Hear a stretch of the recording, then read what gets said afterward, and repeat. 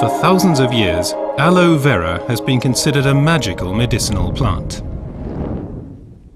Even the Aztecs used it as a miracle drug to treat many diseases.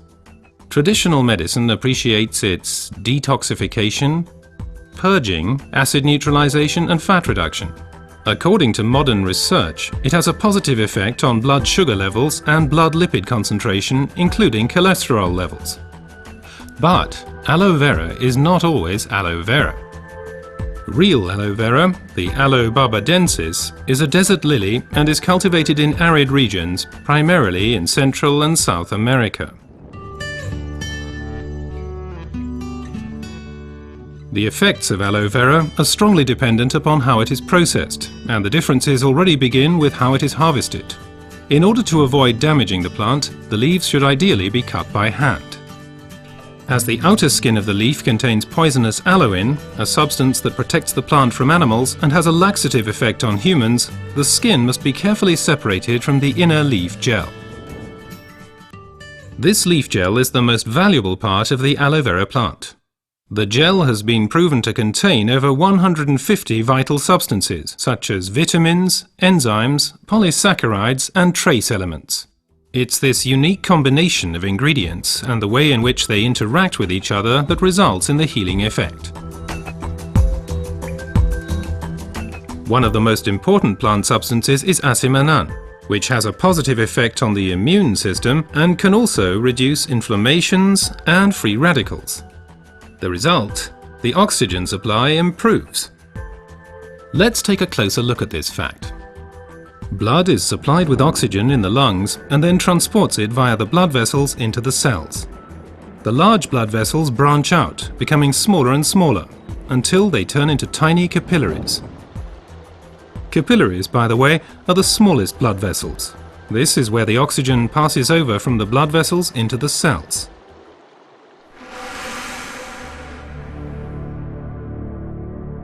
Poor eating habits, environmental pollution, stress and increased physical effort weaken our immune system. Free radicals have an easier time of things and can cause microinflammations throughout the body. These inflammations can damage blood vessels and result in a thickening of the fine capillary walls.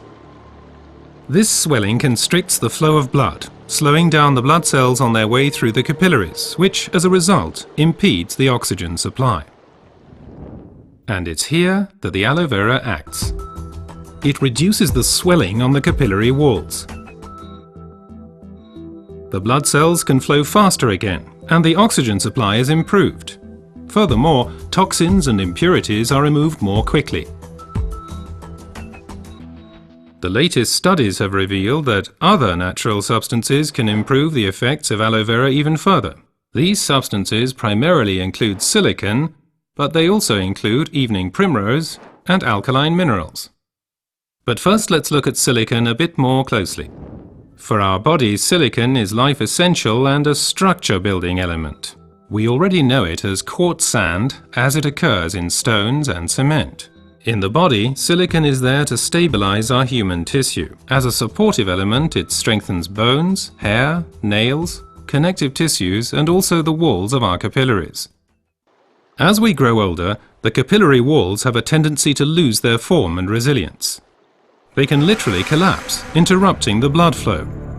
At the worst, this can lead to a stroke or a heart attack. Silicon strengthens and supports the capillary walls, thereby keeping the bloodstream open. As a result, the erythrocytes can now supply the cells with oxygen more efficiently. Silicon in its original form as quartz sand cannot be absorbed at all by the human body. Alternatives can, however, be found in nature.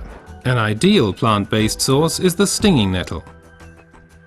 It is rich in natural silicon, which can be better absorbed by humans. Optimum oxygen supply is not only dependent on the capillaries, but also on the condition of the blood itself. Only when blood is liquid enough can it pass through the narrow capillaries. For improving flow properties of blood, we have evening primrose with its polyunsaturated fatty acids and basic alkaline minerals. Polyunsaturated fatty acids make the blood thinner. They prevent the conglutination or sticking together of blood cells and thereby stop clotting of the blood. Alkaline minerals support the elasticity of the red blood cells, thus helping them to pass through the tiny capillaries more smoothly. Both help to increase the blood's rate of flow and thus contribute to maintaining an optimum oxygen supply. So let's review the main points again.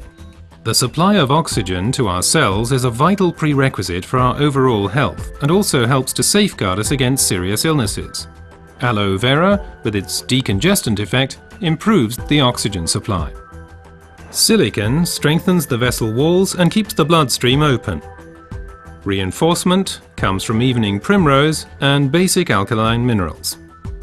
What traditional medicine has known for a long time has now also been confirmed by modern research.